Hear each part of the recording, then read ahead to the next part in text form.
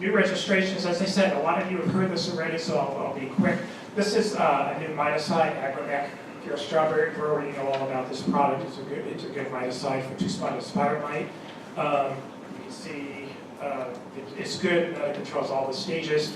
It's a new resistance class for caneberries. Note there are no other resistant class number 6, so it would be good to rotate. Mites are not a big problem, but in a dry year, you do have to use miticides. I don't think I have a slide in this talk, but I mentioned it at the North Willamette meeting that there are buffer restrictions that are still in effect, so read your label carefully to make sure you're abiding by the buffer restriction, the no spray buffer on your particular chemical. So Agromec, a brand new miticide. Savanto, this is, I don't think I mentioned this is one that's a brand new registration. It's an insecticide from Bayer, and this is for aphids mainly, piercing, sucking insects. It'll get some of the, like leafhoppers. It does suppress thrips a bit, and there's a big to-do about this one because it is bee safe. It's a Bayer product, it's in class 4D. The neonics, like the culprid and the thiamethoxams are in 4A. They're the ones that are kind of under scrutiny right now at EPA. But 4D, it's similar to a neonic, but it's far enough away that it has bee safety. So if you've been nervous about using the neonics, like the acetylmiprid or Bravado, Admire, Actara, this will be a good choice because it is in 4D and it is bee safe. So good aphid material. I mentioned this also, Lunar Tranquility, a new fungicide from Bayer for basically it's a botrytis material. It is always in combination with another product. Tranquility has pyrimethanol mixed in with it. Bayer also has Luna, Sensation, Luna. There's like 4 of them, and they're all pre-mixed. The one that they're marketing in caneberries is Lunar Tranquility. And be careful again with rotation because it is in 7 and 9, and we have other fungicides that are in class 7 and 9. Prowl is a new pre-emerge herbicide, soil active, and it's really good for both grasses and broadleaf weeds. It'll be a good spring kind of material. It's similar to Surfland, has a little broader spectrum than Surfland, so if you're used to using Surfland, you might want to try Prowl instead. Do be aware that caneberries appear only on the H2O label, not the EC label. I think they're phasing out the EC label. So if you have the EC, you can't use it because caneberries are not on that label. It has to be the H2O formulation. So those are all brand new registrations that caneberries got this last year. I want to mention a couple of other things. Protexio, you're not going to find in the marketplace anymore. This was a new one from Valence. It was a botrytis material. Well, it probably still is a botrytis material, but they're not marketing it anymore. They've had some stability issues, and so you can still use it if you have it, but you won't be able to go out and buy it anymore. I just wanted to mention, a lot of people use gold for cane burning, and just thought I'd let you know that for years it's been on a special Oregon label, but now those uses for raspberry and blackberry have been added to the main label. You can still use the SLN labels until the end of this year, and they're going to expire, and then you need to have the main gold label if you want to use gold for cane burning. So it was on a state label, but now it's on the federal label. Bravado, this is one of those neonics. It's a good aphid material from Bayer. Just thought I'd mention, and I mentioned it before, that they're no longer making and marketing Bravado. And all those uses, the foliar uses that were on Bravado are now on the Admire Pro label. So you can still use Bravado if you have it in your barn, but they're not going to market Bravado anymore. It's going to be Admire Pro. And on Admire Pro, you'll find separate instructions for soil application of Admire Pro and foliar applications of Admire Pro. They're different rates, different use patterns, so obviously be aware of that. We're going to be testing a brand new fungicide from Syngenta this year. It's a new active ingredient. And I've seen data, we have not tested it here in the Northwest, but data from other parts of the country look really good for detritus control. So it's just kind of a teaser that we're still getting things into the system. We're always, or at least I am, always looking for new products that would be useful for our cane berries here in the Northwest. So we'll be doing the residue studies in 2017. So what's in the pipeline? Chateau. It's not yet registered. Flumioxazin, if you're a blueberry grower or strawberry grower, you know that this is a good soil active pre-emerge herbicide. It does have some post-emerge activity. You can't get it on the emerged canes because it'll burn the back, but it'll be good to use prior to primary cane emergence. And the reason that I have it in here is because EPA reviewed it and they established a tolerance already, but we're waiting for Valent to issue a label. And just yesterday, they told me today or tomorrow, which would be today, and it's not out yet, but it may be out before field season starts. I'll let everybody know, but this is a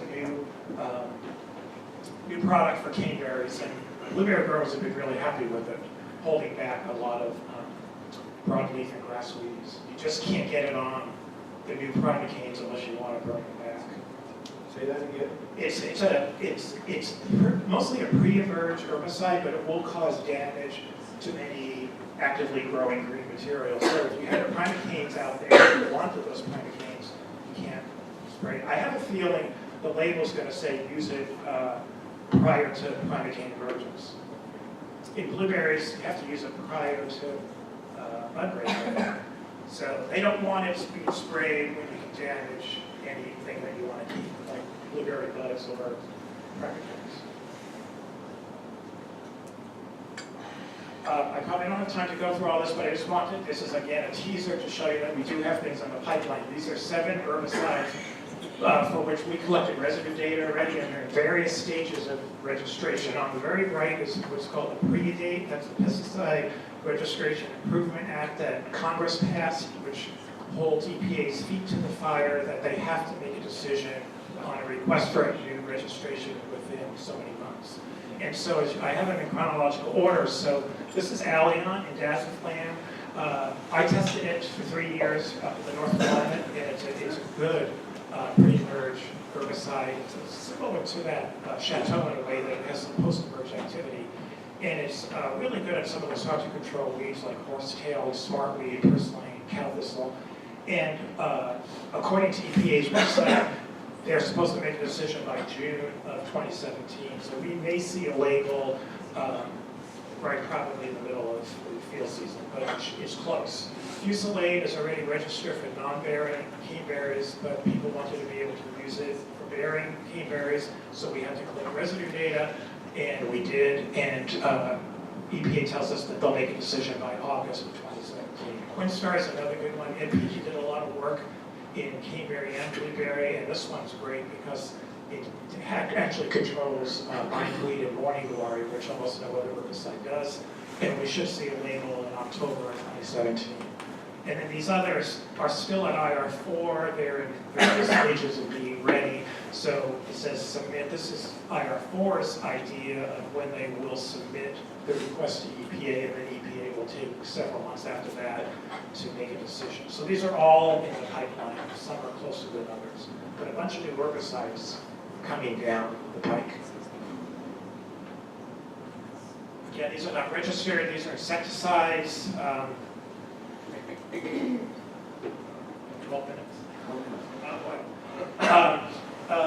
And I just have various notes on there. Platinum is registered for foliar application as Actara, and it's for legal adults, but it's registered in strawberries and blueberries for a soil applied to kill the larvae. And I've tested it for years, and it does kill the larvae on contact, but so it would be nice to have it in caneberries, but it's on hold because it is a neonicotinoid, and EPA is not moving forward with any neonicotinoid registrations right now. So anyway, this is one that Tom mentioned. I don't know if you mentioned it, but it's not registered yet. Yeah, it's not registered yet in caneberries. Exeril is registered in blueberries. And it's one of the newer materials that we have that controls spotted book Drosophila. Cyan-traniliprole is the active ingredient. We have chlorine-traniliprole registered in caneberries, but it's the cyan-traniliprole that's more active against spotted book Drosophila. So once we get this registered, it'll be a good material to rotate it for your spotted wing. However, it's not that close. It's still stuck at IR4. Anyway, there's a few others in the pipeline.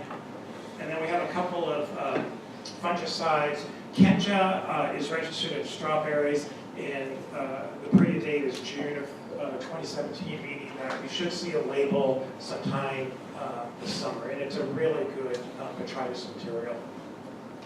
This one is further back. Oh no, it's not. It's further ahead. Sorry. Tolerance has been established. We're waiting for a label.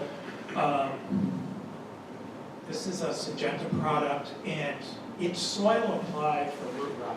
So it's going to be a different material to apply to the soil for root rot control, phytophthora root rot control. So this is pretty exciting. I just read that they may mix it. Like it says, yeah, it will be mixed with methanoxam, which is Ridavil, but it'll have the two active ingredients, which will be really good for resistance management and control. And of course, the phosphites and the alliates are still registered for foliar root rot control. But this is one of the fewer products that's come through lately that's soil applied, especially for root rot. So those are the registration updates. Any questions that you might have or heard about the registration or have a question about? Yeah. Larry, I have a big note that says figure out, what was it? You wanted a fall application of AIM and caneberries, and I don't have an answer for you. Yeah, that's Larry's main question, and I don't know the answer. Sorry. Anything else that I maybe can answer? Yes. You aren't going to leave before you burnt up that Quinstar. No. No, I won't leave. No, I'm around. Quinstar, we should get, and also Stinger, don't forget. That's another one that we're still working on. I spent my whole career trying to get Stinger and caneberries, and we're close. We did the residue work, and even if I'm retired, Jim, I'll come back and push that one through. I don't suppose you've got anything solid, but are you hearing anything about changes at EPA with the new administration? That's a loaded question, Tom. Any changes at EPA? The only thing I've heard about, actually, Rose Cacciatore is back there right now at an EPA meeting. She's the ODA pesticide division person. She said everybody back there is very depressed and grumpy, and we've heard that there are people are leaving, and that there's rumors that that it's going to be the work staff is going to be reduced, the funding is going to be reduced for EPA. So the rumor is that EPA is going to be kind of chopped at the knees a little bit. How would that affect our? How does that affect? It does affect us because right after the election, right after the inauguration. Trump sent out I don't want to get political here, but what happened that directly affected us was he sent out a directive to all federal agencies that said there will be no, what he called public-facing documents being distributed from any of the federal agencies. And so EPA just stopped making announcements on what they were doing, and they stopped approving all registrations, probably for a 2-week period. Nothing, it was like a blackout from DC, from EPA. It's since opened up, and things are moving along, but they're moving along more slowly. And they are allowed to make announcements on, that's what I do, is I check the Federal Register to see, like these period dates and all that. That's all announced in the Federal Register, but the administration was not allowing any notices to go out to the public from the EPA. So it was kind of a blackout for 2.5 weeks. And no registrations were approved. And now things seem to be back to normal, but at a slower pace. And then the future is the fear that they're going to be cut or disassembled totally. Which sounds like it would just mush up the whole schedule, and we might not get some labels we get otherwise. Well, yeah, I mean, that's the worst case scenario is that everything that I showed you that's in the pipeline can just sit there for a while. Best case scenario is that things will move forward as they have been.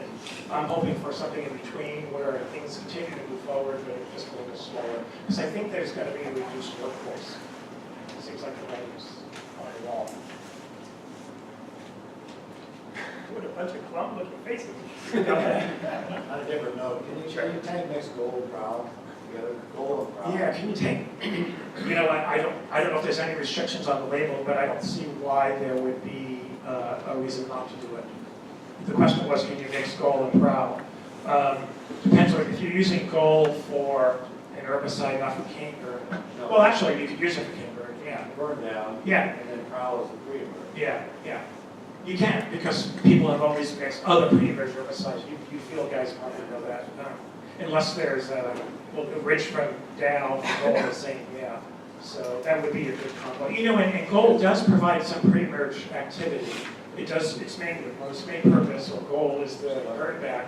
But depending on the rate, you'll probably get 2 to 3 weeks of holding back weeds with the goal, and the prowl will be the months long residual control. Yes? Is the prowl label just for established fields? Is a prowl labeled for established fields?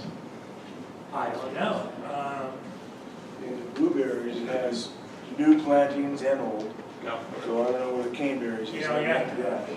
Thanks, Rick. I don't know, Pat. I guess look at the label. Can't tell you. But it may be like Rick said for blueberries, they may have a rate and a use pattern for a new planting, and then a rate for established planting. So always check the label. Yeah, I think so. Okay. Any other questions? I'm gonna. You can do all this in 4 minutes. Yeah, I can do it. Well, you know, basically, and again, I did talk about this at the Canberra Commission meeting in December, but I just wanted to let everybody know, this is one of my pet projects, and this is something that I will probably continue to do even during retirement, whether I'm with the university or not, because it has to do with MRLs and the berry crops. You know, we ship a lot, and not so much in caneberries and strawberries, but definitely blueberries. But it's something that I've always kept an eye open for to help you guys figure out, you know, how you can get into foreign markets. But again, I'll do it in 3 minutes. Bev Gerdeman and I did a project last year that the Canberra Commission helped support. Well, everybody knows why MRLs are important. I don't have to tell you. You need to meet the MRLs in your foreign countries. So basically, you need to know what that MRL is and whether something you spray in the United States that would make it into the U.S. market's MRL will make it into another market where the MRL is lower than the United States. If it doesn't exist at all, let's say Japan or the UK, you're not going to ship fruit there. But if we have a 5 part per million MRL at a 3-day pH, I want to ship to Japan and theirs is 3 parts per million, we're trying to figure out if you wait a few days whether there'll be enough degradation in the residue that you can make it into the Japanese market. That's basically what this is all about. The Canberra Commission supported a trial in, here's it, let me back up, just say that this is what we're looking at. This is just what I said. US, 3 days, this is days on the bottom, this is parts per million on the side. At 3-day PHI, which is Danitol, the US MRL is 12. This is 1 part per million, no problem getting into the United States. But if you want to ship to Korea, it's 0.5. And if you picked your berries at 3 days, it would be 1 part per million, which is over the MRL for Korea. But if you come, so that's what you're shooting for at 0.5. So if you wait 9 days instead of 3 days, we're showing that the residues decline enough that by the 9th day, the residue should be lower than 0.5, and you can make it to Korea. Now, this is a guide. It isn't something that you're going to want to take for for fact, because it can change from year to year, field to field, application to application. But this is something that people have been asking. You know, if I wait long enough, will it degrade enough that I can make it into another market? And so last year, I did a Blackberry site and a raspberry site, and my colleague Bev Gerdeman did a site up in Washington in raspberry. So we have 1 year worth of data on 3 sites, and the Canberra Commission supported the Blackberry trial. And I just lost it. Oh, there we go. These are we just looked at insecticides and miticides last year. We did tank mix. We did get a federal grant, so I don't have to come back to the Canberra Commission to ask for money. Deb and I got a bunch of money from the feds to do a 3-year study. So we're going to continue this study starting this year for 3 years, and we're going to include all these miticides and insecticides, and we're also going to include fungicides. So again, we did this with blueberries the last 3 years, and it's been a good guide, I think, for people